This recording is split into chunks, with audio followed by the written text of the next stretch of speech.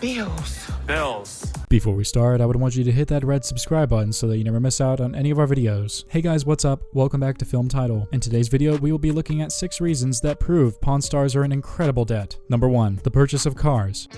Wow, this thing is nice. Cars tend to be dubious prospects to pawn because you never know what can go wrong with them, whether the parts are original or if the estimated value of the car is what you'll actually get in auction. There are many times when Rick buys one of these big ticket items and shortly after learns the restoration costs involved and finds himself in a hole. One of the most expensive car purchases made on Pawn Stars came from a limited edition 2014 Ford Mustang, of which only 150 were made. The car was in pristine condition and the seller demanded $85,000 and got $60,000, which turned out was too much. Despite its rarity, Rick faced problems selling it for a long time, and we believe he may have overspent on this one. Number 2. Purchasing items of less value. When a guy came to the pawn shop with a tennis guitar, Chumley was more than impressed, even though it was one of the most ridiculous and ironic custom-built Gibson Les Paul Standard. Nevertheless, Chumley stated that the guitar was pretty iconic, since it had pictures of some of the most famous tennis players in history. Although Lee believed that it was the best guitar he had ever come across, it turned out the guitar had no such value. The seller's initial price was $5,000, but after some hard negotiation, they managed to settle for the deal of $3,500. Unfortunately, the guitar's worth was much less, and Rick was enraged because it found it totally ugly and useless. Losses like these might not hurt in the short run, but they amount to a significant amount, and no wonder Pawn Stars could possibly be in a lot of debt. Number 3. Lawsuits. The cast of Pawn Stars was sued by quite several different parties, including their first agent, but the first lawsuit against the crew was when a Vietnam veteran, Daniel Callaghan, claimed that Rick had physically assaulted him inside the shop in October 2011. He demanded $20,000 for his alleged injuries and other damages, which included the cane he had brought to the pawn. Rick's son came to the rescue and said that Callaghan had become absolutely irate with a weapon in his hand. The show faced a loss in this lawsuit